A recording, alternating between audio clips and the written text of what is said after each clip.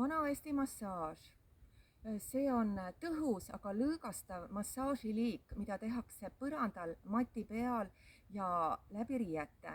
Et see haarab kõiki lihasgruppe ja ta on selline omapärase regilaulu meenutava rütmiga. Metsakümblus pärineb algselt Jaapani rahva pärimusest. No ma jätkan lihtsalt.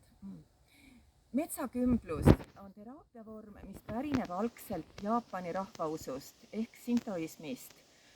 Sintoistlik praktika väärtustab väga loodust ja peab seda pühaks. Samamoodi ka traditsioone, perekonda ja isikliku puhtuse pidamist. Looduse väärtustamisest on nüüd 80ndatel aastatel Jaapanis arendatud teaduspõhine teraapia.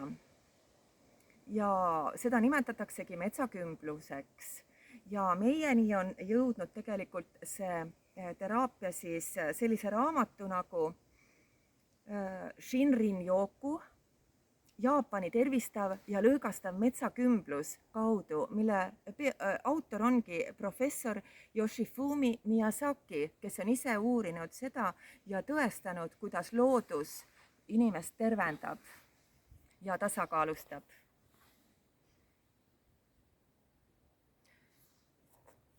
Pane korraks kinni.